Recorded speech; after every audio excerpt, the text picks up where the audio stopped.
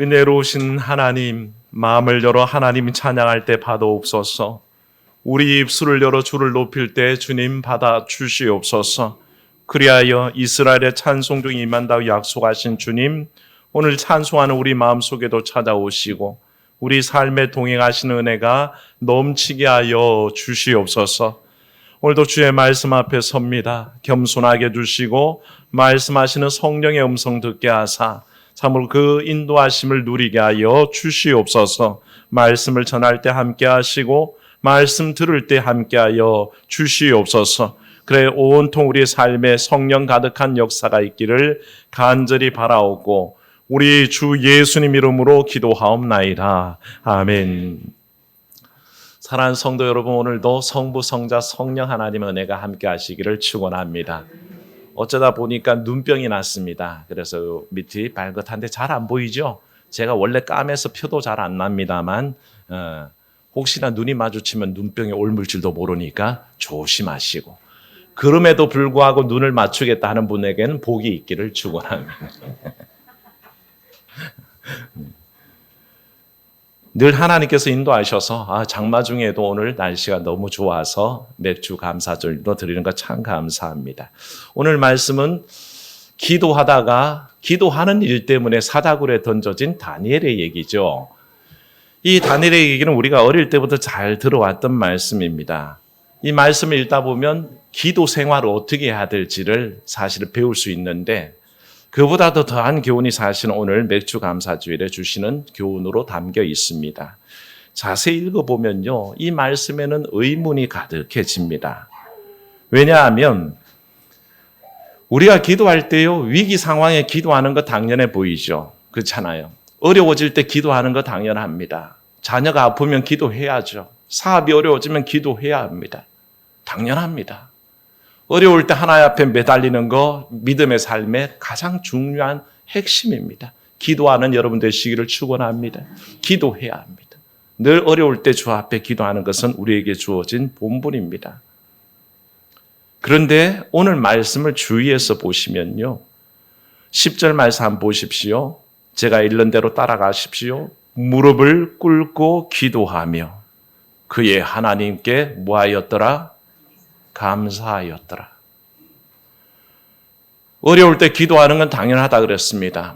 그런데 어려울 때 감사하는 건 당연할까요? 오늘 말씀은 그걸 당연하다고 우리에게 가르쳐주고 있다는 것이죠. 어려울 때 기도하지만 어려울 때도 감사한다는 말이 우리에게 참 어떤 면에서는 이해 안 되면서도 놀라운 말씀이라는 것입니다. 다니엘이 뭐를 감사할 수 있었을까요? 이 시점은 자기가 기도하던 일 때문에 사자굴에 던져져서 처형당할 위기에 있을 때입니다. 이런 절체절명의 위기 속에 다니엘은 도대체 어떤 마음으로 하나님 앞에 감사하고 있었을까요? 그가 살아날 동안의 모든 일들을 감사했을까요? 바벨론의 포로로 잡혀왔을 때 그 일 자체가 살아있는 것도 감사한 일이요. 또 그 중에서는 왕의 측근이 되어서 권세를 누리는 것도 감사한 일이요. 그 땅에서 총리 된 것까지도 참 감사한 일이 아닐 수가 없습니다. 그러나 그런 일들이 다 지나가고 지금은 그냥 사자굴에 던져져서 죽을 위기잖아요. 그런 위험 속에 다니엘은 뭘 감사했을까라는 것을 생각하면 우리가 아는 감사의 조건, 우리가 보통 아는 감사와는 좀 다르다는 생각을 합니다. 성경에는 이런 역설들이 많습니다. 우리가 잘 아는 야곱의 아들 요셉이요, 많은 풍파를 겪었던 사람 아닙니까? 형제들의 미움을 사가지고 결국에는 형제들의 따돌림을 당하다가 결국엔 팔려가서 애굽의 노예살이를 합니다. 어쩌다가 보디발 장군 아래서 잘 사는데 거기에서 그 왕의 보디발 장군의 집사로 가정을 잘 다스리며 살고 있는데 그 아내, 보디발 장군의 아내가 유혹하는 것을 거절한 때문에 결국에는 감옥에 갑니다. 그런 모든 과정들을 겪어가면서 형들의 미움받아서 팔려갔죠. 애굽에서 종살이하죠. 거기에서 또다시 감옥에 들어갔죠. 그런 삶을 사는데도 성경은요, 그 삶을 딱 정리할 때 따라합시다. 형통하였더라. 더 이상 말씀하지 않습니다. 그런 삶을 살고 있는데도 요셉을 일컬어 그 삶이 형통하였더라. 그렇게 얘기하는 성경 말씀은 굉장히 역설적인 얘기를 많이 합니다. 믿음의 눈으로 보면 그게 보인다는 것이죠. 똑같이 오늘 다니엘이 지금 바벨론에서 사자굴에 던져질 위기는 감사할 만한 일이 아닙니다. 그 상황은 절대 감사할 수 없는데 성경은 역설적이게도 다니엘의 그 믿음이 그 상황을 감사한다라고 고백하는 것을 우리에게 보여주고 있다는 것입니다. 그렇다면 우리가 이렇게 말할 수 있을까요? 다니엘은 이렇게 기도했을 겁니다. 평소에 지켜주신 하나님, 포로로 잡혀왔지만 어려움 중에 자수성가하게 하신 하나님, 총리까지 올라가게 하신 하나님, 그거 감사하는 거 아닐까요? 사람이 그렇습니까? 여러분들이 위기에 닥쳤을 때에 지나온 세월들 감사하면서 오늘의 위기는 잊어버리시는 경우가 있습니까? 아니요. 거꾸로입니다. 지나왔던 모든 일들의 감사는 어느새 잊어버리고 지금 닥쳐온 어려움과 위기와 고통 속에서 지난날의 감사거리는 다 잊어버립니다. 그래서 감사의 말이 나오지가 않는 거죠. 맥주 감사주의를 보냅니다. 가을에는 추수 감사주의를 보내게 됐죠. 그때마다 우리는 늘 생각하기를 내게 주신 감사거리를 찾으려고 합니다. 내게 주신 소득과 연결해서 물질의 풍성함에 연결해서 하나님 그거 감사합니다 라고 고백하려고 축제적인 분위기를 가져가지만 사실은 성도의 감사의 삶이 그런 물질적인 것에만 맞춰져 있다라고는 믿어지지 않습니다. 오히려 그걸 넘어서는 감사가 우리에게 주어지는 거 아닐까라는 생각을 하게 됩니다. 그래서 다니엘의 감사가 놀랍다라는 것이죠. 어떤 부부가요, 굉장히 불화가 심했습니다. 이혼 위기까지 왔습니다. 그래도 믿는 사람들이어서 마지막으로 목사님께 상담을 청했습니다. 목사님, 우리 부부가 이런 문제가 있습니다. 그때 목사님 이렇게 권면합니다. 이혼할 때 하더라도 두 분이서 이런 과제를 한번 수행해 주시면 좋겠습니다. 저희 총회 상담학교 제가 옛날에 일할 때 상담학교에 부부 사랑 만들기 클리닉이 있었습니다. 부부 사랑 만들기 프로그램이었는데 그게 나와 있는 과제 중에 하나입니다. 서로 상대방의 장점 100가지를 써오십시오.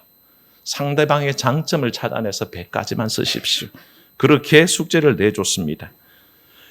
두 부부가 서로 따로 앉아가지고 서로 상대방의 장점 100가지를 막 써나려오다가 결국에는 두 사람이 화해했다. 이런 은혜로운 이야기면 참 좋겠는데 천만에요. 현실은 전혀 다릅니다. 상대방의 장점 100가지를 쥐어 짜내면서 쓰는데 10개 넘어가도 도저히 더 이상 쓸 게 없는 겁니다. 쓰다가 화가 나가지고 상대방의 점점 화가 올라오고 목사님은 이따위 숙제를 왜 내주셨지? 하고는 교회도 안 나오더랍니다. 예, 이게 현실 버전입니다. 없는 칭찬거리를, 없는 장점을 찾아내려고 100가지 아무리 짜내어 봐도 사실 장점이 안 보이려면 하나도 안 보이죠. 감사란 게 어떤 면에서 그렇습니다. 내가 위기의 상황에서 감사를 쥐어 짜내면 100가지가 나올 것 같죠? 안 나옵니다. 아무리 쥐어 짜봐야 100가지의 감사가 써진다고요? 그건 사실 거짓말입니다.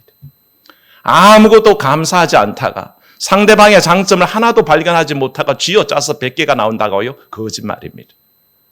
내가 감사할 것이 아무것도 평소에 없었는데 갑자기 쥐어짜서 100가지의 감사거리가 나온다고요? 그것도 거짓말입니다. 다니엘이 그렇게 극한 상황에서 감사할 수 있는 이유는 쥐어짜내서 감사한 게 아닙니다. 그의 삶이 왜 그때에도 여전히 감사할 수 있는지를 우리가 생각할 수 있는 말씀을 오늘 말씀 가운데 힌트를 주고 있습니다. 말씀 10절을 가만히 보십시오. 예루살렘으로 향한 창문을 열고 뭐 하던 대로 성경을 보십시오. 예루살렘을 향한 창문을 열고 뭐? 전에 하던 대로. 이 전에 하던 대로가 받는 말은 두 가지입니다. 전에 하던 대로 기도했다는 뜻이고 전에 하던 대로 감사했다는 뜻입니다. 쥐어 짜내서 하는 게 아닙니다. 위기 상황에서 억지로 감사하는 게 아닙니다. 그는 평소에 기도하고 평소에 감사했습니다. 새삼스러울 게 없습니다. 늘 하나님의 앞에 무릎 꿇고 기도하는 게 그의 삶이었습니다. 왜? 그 삶에 하나님이 떠난 적이 없기 때문에 그렇습니다.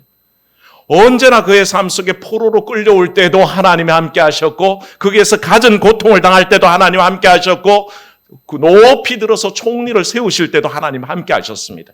그 하나님과 떨어본 적이 없었고요. 그 하나님께 늘 기도하며 대화를 나누며 그 하나님께 늘 감사했기 때문에 이 감사는 새삼스러울 게 없는 감사란 것이죠. 그는 늘 하던 대로입니다. 하던 대로 예루살렘을 향한 창을 열고 하루 3번씩 무릎 꿇고 기도하는 것을 그대로 했을 뿐만 아니라 늘 하던 대로 그 기도 속에 감사를 다 담아내는 겁니다. 그래서 바로 그의 상황이 바뀌질 않는 겁니다. 그의 삶을 유추해 봅니다. 그는 어릴 때에 포로로 붙잡혀 왔습니다. 그 어린 심령에 포로로 철사줄로 2손 꾹꾹 묶여가지고 끌려올 때 어떻겠습니까? 포박돼서 오는데 수많은 사람들이 그 과정에서 병들고 죽음을 당합니다. 쓰러져 넘어집니다. 그런데 그 상황 속에서도 한 번도 다니엘은 하나님을 원망하거나 하나님을 의심한 적이 없습니다. 감사만 했습니다. 그때도 기도했습니다. 사람들이 어쩌다가 조롱하듯이 바벨론 사람들이 그들을 끌고 오다가 그래도 포로라고 먹을 거는 줘야겠죠. 그냥 짐승에게 던지듯이 빵 한 조각 던져주면 그거 뭐 가지고도 하나님 앞에 오늘도 하나님 굶지 않고 먹게 해주시니 감사합니다. 그러고 먹었을 거란 말이죠. 이럴 때 다른 사람들이 뭐라 그랬을까요? 믿음이 떨어지는 사람들은요, 그런 다니엘을 보면 틀림없이 그랬을 겁니다. 얘야, 하나님은 죽었다. 하나님이 살아계시면 이러겠냐? 하나님이 아니 계신다. 하나님은 우리를 버렸다. 그렇게 얘기했겠죠. 그런데 다니엘은 그 말을 한 번도 귀담아 들은 적 없습니다. 내 삶에 함께 하시는 하나님을 늘 신뢰했고 그분께 기도했고 어떤 상황 속에서도 감사했다는 것을 알게 됩니다. 그래서 보통 사람들은 하나님이 없다, 죽었다, 나를 버렸다라고 생각할 때에 믿음의 사람은 하나님을 붙잡는 겁니다. 그리고 기도하고 그리고 감사하는 것입니다. 네덜란드의 전도자인 코리 텐 붐 여사를 아실 겁니다. 피난처라는 책으로 유명한 분이죠. 나치가 한창 왕성할 때 그들은 유대인 가족들을 살리려고 숨겨줬습니다. 그 죄가 발각이 돼가지고 전 가족이 다 나치의 수용소에 끌려갔습니다. 거기 가서 온갖 고통을 겪는 중에도 감사하며 기도하며 견뎌냈습니다. 언니와 같이 여자 수용소에 갇혀 있는 동안에 그래도 그 중에 선량한 간호사가 있어서 어느 날 살짝 귀뜸으로 뭐 갖고 싶은 거 있으면 말씀하세요.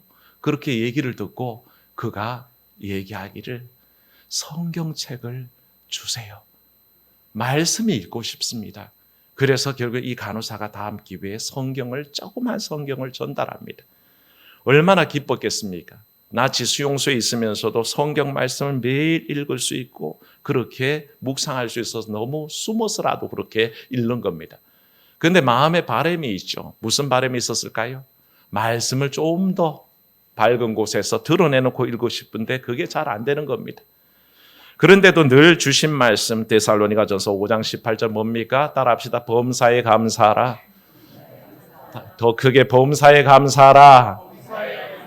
이 말씀을 늘 마음에 품었습니다. 어느 날 기도하는데 막사를 옮기게 됐습니다. 수용소 막사를 옮겼는데 그 막사에는 한 가지 큰 문제가 있었으니 벼룩이 왕성하게 벼룩이 너무 많은 겁니다.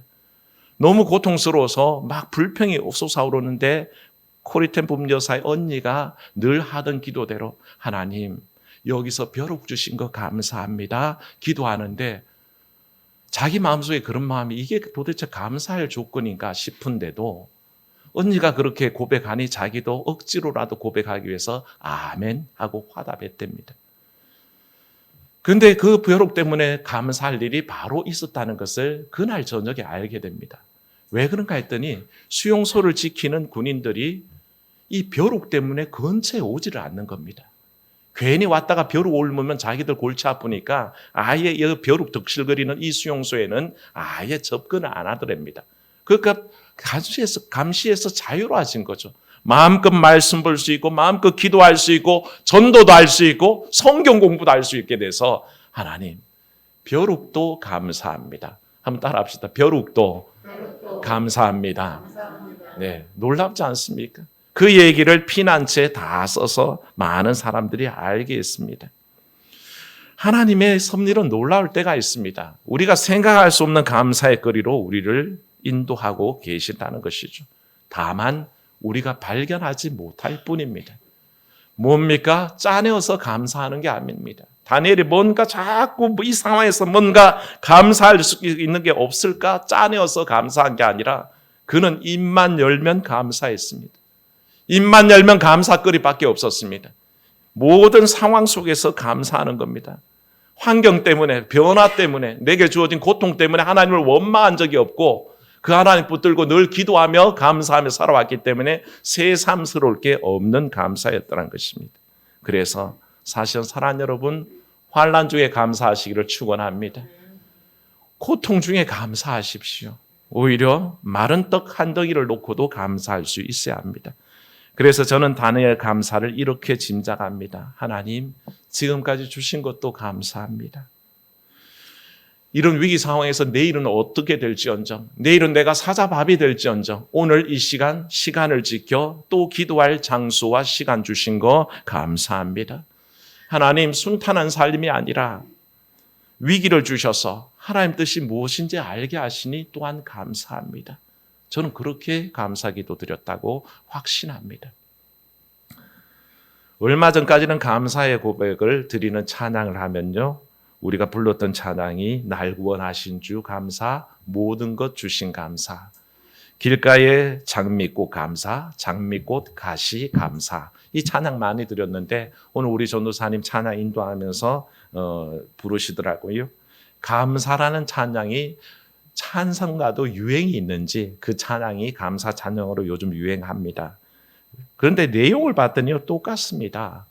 그래서 감동이 늘 똑같습니다. 길가의 장미꽃 감사, 장미꽃 가시도 감사, 내게 주신 것 감사, 허락하지 않으신 것도 감사. 그런 고백이라면 오늘 아까 부르는 찬양을 가만히 봤더니 내 뜻대로 안 돼도 주가 인도하신 것, 모든 것 감사, 내게 주신 모든 것 감사, 때론 가져가심도 감사, 내게 고난 주셔서 주 뜻 알게 하시니 모든 것 감사. 이 고백들이 다 동일하다는 것을 알게 됐습니다. 내게 뭔가 감사거리가 넘쳐서 세상 사람들이 보통 막 날뛰는 그 감사거리가 아니라 오히려 내게 고통 주시고 시험 주시고 고난 주셔도 그 속에서 감사하는 것은 늘 주 앞에서 감사하는 마음이, 감사하는 고백이, 감사의 기도가 있었기 때문이라는 것이죠. 이 감사가 놀라운 반전을 일으킵니다.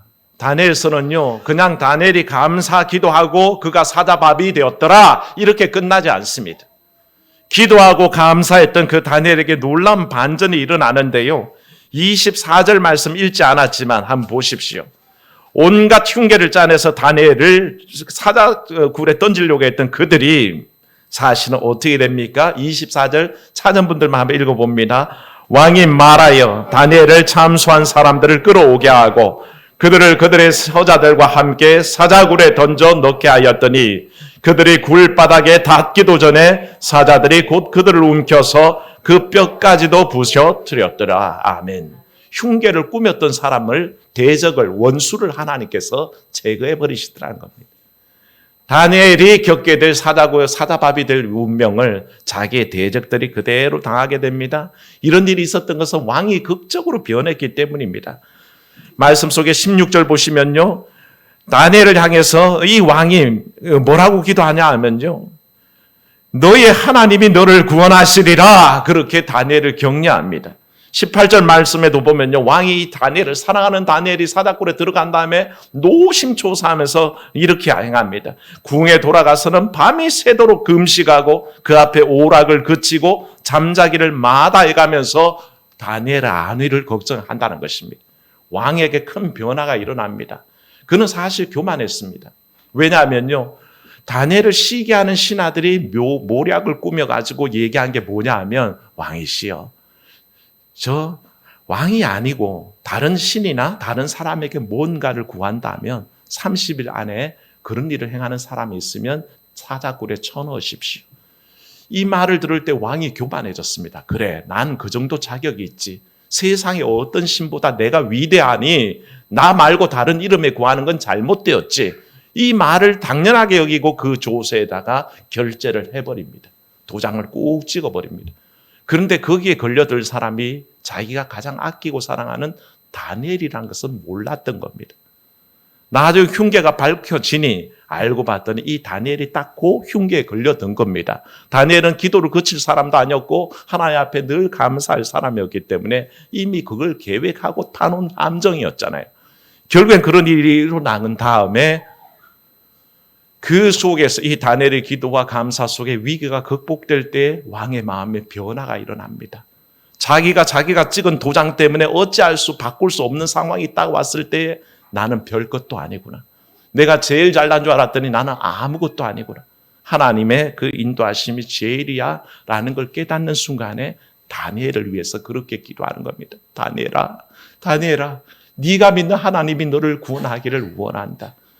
왕이 다 하나님 앞에 그렇게 기도했을 겁니다. 하나님, 우리 다니엘 지켜주세요. 하나님, 우리 다니엘 무사하게 해주세요. 사자의 입에서도 건져주세요. 아마 그렇게 밤새 기도했을 겁니다. 결국에는 그 변화 속에 왕이 26절에 다시 조서를 내릴 때에 이와 같은 놀라운 조서를 내립니다. 하나님을 잘 몰랐던 그가 뭐라고 하냐면 다니엘의 하나님 앞에서 떨며 두려워할지니 그는 살아계시는 하나님이시요 영원히 변하지 않으실 이시며 그의 나라는 멸망하지 아니할 것이요 그의 권세는 무궁할 것이며 이게 믿지 않는 바벨론 왕에서 입에 나온 고백이라는 것입니다. 사랑하는 여러분, 감사의 삶을 사십시오. 어떤 유혹 가운데도 이겨내십시오. 다니엘이 딱 넘어지게 좋은 조건이 뭐였냐 하면 이 왕의 조서가 딱 30일의 유효기간이었다는 겁니다. 이 사람들은 다니엘이 허물어지기 딱 좋게 30일을 약속기간에 집어넣습니다. 왕이여 30일만 그렇게 하십시오.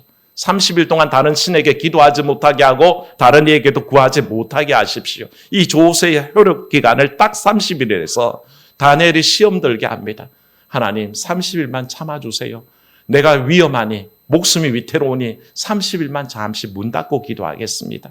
아니요 30일만 잠시 남들을 안 보는 데서 기도하겠습니다. 아니요 30일만 제가 기도하는 걸 약간 멈추고 마음속으로만 하겠습니다. 얼마든지 그럴 수 있었는데 다니엘은 그 30일의 유혹을 이겨냅니다. 사랑하는 여러분, 이 30일의 유혹을 여러분 주의하십시오. 여러분 속에 이 30일의 유혹은 얼마든지 다가옵니다. 하나님, 내가 정말 제 문제 잘 끝내놓고 믿음 생활 똑바로 하겠습니다. 하나님, 내가 물질의 문제 다 해결하면 하나님 앞에 똑바로 서겠습니다. 하나님, 내가 건강만 회복하면 제대로 신앙생활 하겠습니다. 하나님, 내가 아이들 다 대학 간 다음에는 내가 믿음 생활 똑바로 하겠습니다. 모든 근심 걱정이 다 사라지는 그 30일의 유혹을 못 참기 때문에 많은 이들은 넘어지는 겁니다. 여러분 주의하십시오. 여러분들의 끊임없이 30일의 유혹이 다가옵니다. 요 30일만 넘긴 다음에 내가 어떻게 잘해보겠습니다. 천만에요. 그 30일에 하나님을 배신하면 영원히 배신하는 겁니다. 우리는 그때 많이 쓰러집니다. 내가 얼마 동안만, 한 달 동안만, 1년 동안만, 내가 5년 동안만 그렇게 한계를 두고 하나님 앞에 기도하고 하나님 앞에 감사하려고 하니 실수하고 넘어지는 거죠. 사랑하는 여러분, 하나님은 늘 변함없이 우리 곁에 계십니다. 내가 30일 제한하고 멀리하고 있을 뿐이 아니란 것입니다. 언제나 함께 하시는 하나님, 매일매일 매 순간순간 그분과 동행하고 기도하고 감사하는 삶이 되시기를 주의 이름으로 축원합니다. 은혜로우신 하나님, 다니엘의 기도와 다니엘의 감사를 생각합니다. 타협할 수도 있었습니다. 적들이 내건 조건은 30일 동안만 하나님 기도하지 않는 겁니다. 30일 동안 하나님 앞에 참으로 하나님을 외면하면 될 조건이었습니다. 그러나 다니엘은 그럴 수 없었습니다. 늘 하던 대로 하나님 앞에 기도하며 늘 하던 대로 감사했습니다. 감사거리를 쥐어 짜낸 게 아니라 늘 하나님께 감사하니 어려움 중에도 감사했고 승승장구할 때도 감사였고 복이 올 때도 감사였고 위기 가운데도 감사할 수 있었습니다. 새삼스럽지 않은 그 모습을 바라보며 우리의 믿음을 돌아봅니다. 하나님, 다니엘이 물리쳤던 그 30일의 유혹, 우리도 물리치게 하여 주시옵소서.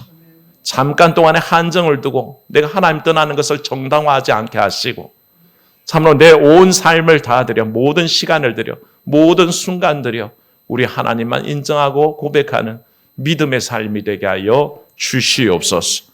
주 예수님 이름으로 기도하옵나이다. 아멘.